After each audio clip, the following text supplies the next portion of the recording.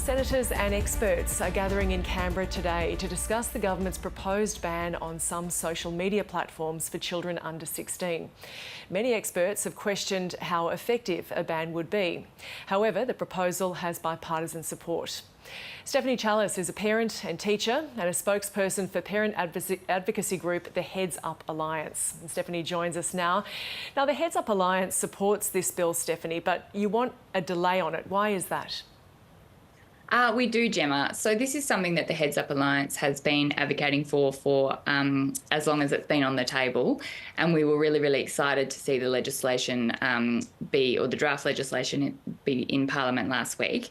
But it's good and it's a start, and we've mulled it over since we saw it, but it's actually, we don't think it goes far enough. And so in its current form, it's not something that we support. We support lifting the minimum age of social media, but we don't think that this bill is encompassing enough to do what we want it to do.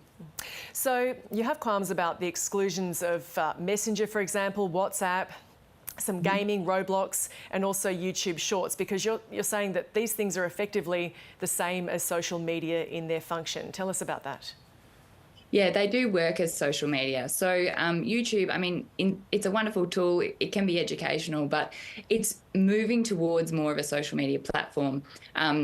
If your viewers have seen YouTube Shorts, it's short videos that just come up one after another, and it is essentially TikTok. It's no different. Online gaming platforms have a lot of chat functionality. They're online, they're full of predators. There are also spaces where bullying can occur. And so to leave these out, I think it is very flawed. This bill, it's got a 12-month lead time. So once it's passed, if it is passed, then it doesn't come into effect for 12 months. So it basically gives these platforms 12 months to clean up their act, to make them safer for children. And so by leaving particular platforms out, it's kind of giving them this free card or this free pass to not do anything to make their platform safer, when this is a tremendous opportunity to do so. And in deciding what's included in this, that would go to what we understand the government is trying to limit, so cyberbullying, harmful content and online predators. So under that, would you say that that would have to include these games and apps? Absolutely, because we are seeing on online gaming platforms bullying, predatory behaviour, sextortion, anything that you would see on a traditional social media app like Facebook or TikTok or the like. Now, what do you see at school as a teacher as a result of online interactions? So I'm a high school teacher.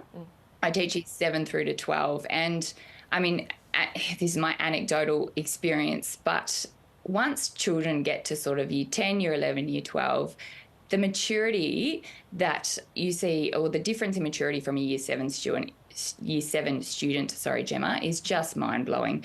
In recent weeks, because I've been quite vocal on my stance about this, the students know, and I've had some year 11 and 12 students come up to me and say, I think it's fantastic, because if we just had a little more time, it would have been brilliant.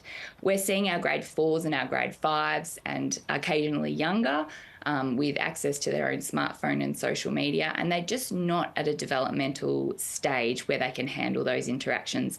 Monday mornings, grade 5 and 6 teachers are just spending hours dealing with the turmoil from Snapchat, or all the activities that happened on Snapchat over the weekend. And the lack of sleep we're seeing that students admit is because of electronic devices is having a massive impact on their learning.